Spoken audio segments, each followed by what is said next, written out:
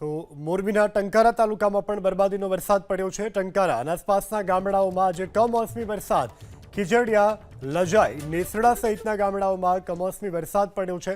ભારે પવન સાથે વરસાદથી ખેડૂતો મુશ્કેલીમાં મુકાયા છે।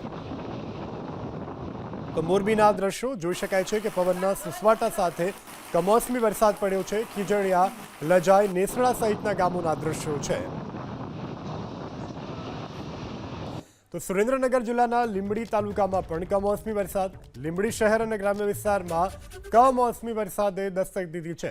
ખંભલાવ, ભોયકા સહિતના આસપાસના ગામડાઓમાં વરસાદ નોંધાયો છે।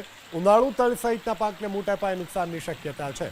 ભર વૈશાખે અષાઢી માહોલ છે અને જાણે કે ચોમાસું શરૂ થયું હોય, ચોમાસામાં જે પ્રકારનો વરસાદ થતો હોય છે તે પ્રકારનો કમોસમી વરસાદ અત્યારે ભર ઉનાળે થઈ રહ્યો છે। ત્યારે ખાસ કરી ખેડૂતોમાં અત્યારે ચિંતા, કારણ કે ઉનાળુ પાકને મોટા પાયે આ વરસાદ નુકસાન પહોંચાડશે। તો આ તરફ દાહોદ શહેર અને જિલ્લાના ગ્રામ્ય વિસ્તારોમાં પણ આજે કમોસમી વરસાદ નોંધાયો છે। લીંબડી, દેવગઢ, બારિયા, પીપલોદ સહિતના ગામડાઓમાં વરસાદ ખાબક્યો છે। ગાજવીજ સાથે દાહોદ શહેર અને જિલ્લામાં આજે વત્તા ઓછા અંશે વરસાદ નોંધાયો છે। ધોધમાર વરસાદથી અનેક વિસ્તારોમાં વરસાદી પાણી ભરાયા છે।